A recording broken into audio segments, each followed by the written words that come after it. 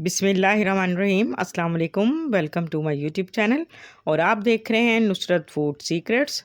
तो आज हम बना रहे हैं बिल्कुल यूनिक और मुनफरिद किस्म का मीठा। तो आइए देखते हैं ये मीठा किस तरह से तैयार होगा।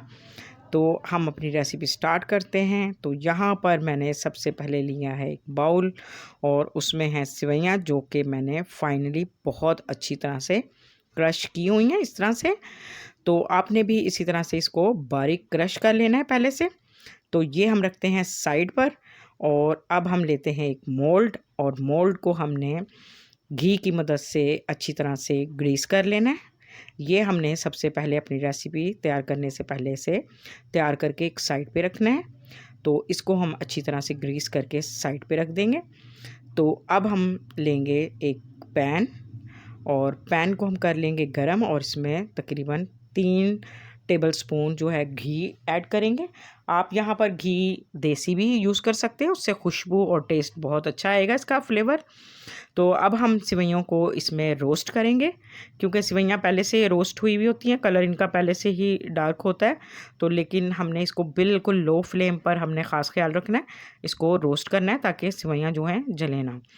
तो यहाँ पे अब हम इसमें बारीक फाइनली पिसा हुआ शुगर पाउडर ऐड कर देंगे ताकि सेवइयों में ये जल्द मेल्ट हो जाए।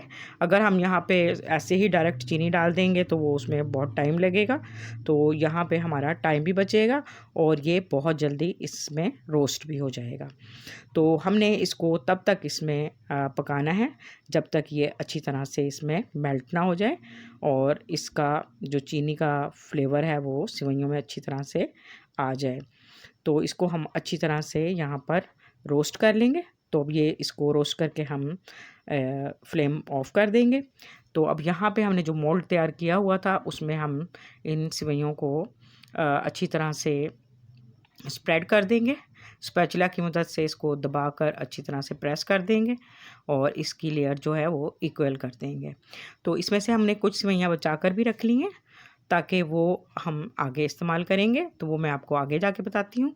तो अब ले लेंगे हम एक पैन और पैन को कर लेंगे गरम और इसमें लेंगे हम तकरीबन 500 ml दूध। और दूध जो है ये मैंने पहले से फुल फैट दूध लिया है, तो इसको मैंने पहले से गर्म किया हुआ था। अब हम इसको गर्म करेंगे और इसमें हम तकरीबन खोया भी ऐड कर देंगे। इससे जो है हमारी इसका फिरनी का फ्लेवर जो है वो बहुत ज़बरदस्त आएगा। तो अब हम इसको अच्छी तरह से इसमें पकाएंगे और इसको मिक्स करने तक इसको पकाते रहेंगे।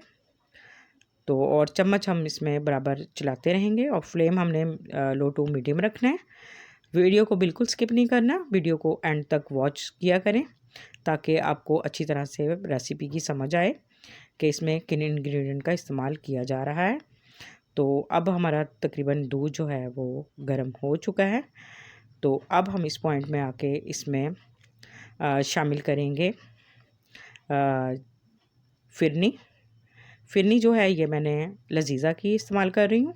इसमें ऑलरेडी हर चीज़ मौजूद होती है, इसलिए मुझे इसमें कोई ज़्यादा चीज़ें ऐड नहीं करना पड़ेंगी। और अब हम स्पैचुला की मदद से इसको अच्छी तरह से इसमें मिक्स करेंगे ताकि इसमें कोई गुठलियाँ या लम्स ना बने। तो इसको हमने अच्छी तरह से जल्दी जल्दी मिक्स कर लेना है और इसको अब हम इसको पकाएंगे और इसको तब तक पकाएंगे जब तक ये गाढ़ा नहीं हो जाता। तो वीडियो आपको पसंद आए तो वीडियो को लाइक शेयर कमेंट ज़रूर किया करें और चैनल को भी ज़रूर सब्सक्राइब किया करें और बेल आइकन का बटन ज़रूर प्रेस किया करें ताकि आपको मेरी हर नई आने वाली वीडियो का नोटिफिकेशन सबसे पहले मिल सके। तो यहाँ पे ये देखें फिरनी को हमने तब तक पकाना है जब तक ये अच्छी तरह से गाढ़ी नहीं हो जाती। तो अब यहाँ पे मैं ज़ाफ़रान जो केवड़ा है उसके कुछ ड्रॉप्स ऐड करूँगी। इससे इसका फ्लेवर और टेस्ट बहुत ज़बरदस्त आएगा।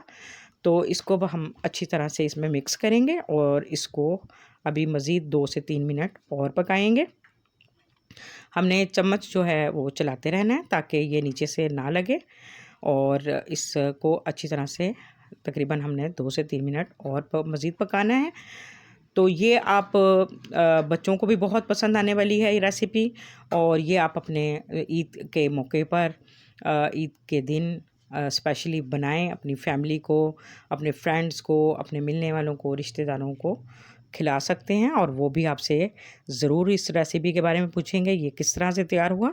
ये देखने में भी और जायके और टेस्ट के लिहाज से भी बहुत ही मुनफरिद और ज़बरदस्त मीठा है। मीठे में इसको ज़रूर ट्राई कीजिएगा।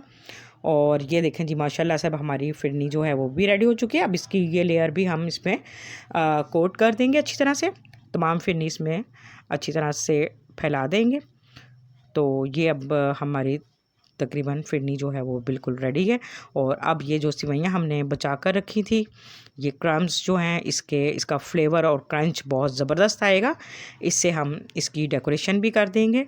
इससे देखने में इसकी लुक और खाने में तो ये ज़ाहिर है बहुत ही ज़बरदस्त होगी। और इसमें हम कुछ पिस्ते और बादाम भी ऐड कर देंगे। और अब हम इसको ठंडा होने तक इसको 15-20 मिनट के लिए रख देंगे। जैसे ये ठंडी होगी हम इसको फ्रीज़र में रख देंगे। और फ्रीज़र में ये जब बिल्कुल चिल हो जाएगी तो तब हम अपनी प्रेजेंटेशन करेंगे। और ये देखें जी, माशाल्लाह से बहुत ज़बरदस्त हमारी डेज़र्ट जो है वो तैयार हो चुका है। ईद के मौके पर इसको आप ज़रूर ट्राई कीजिएगा और अपना फ़ीडबैक भी ज़रूर दीजिएगा। दुआओं में याद रखिएगा। कल इंशाल्लाह फिर मिलते हैं एक और नई वीडियो के साथ। तब तक के लिए अल्लाह हाफ़िज़।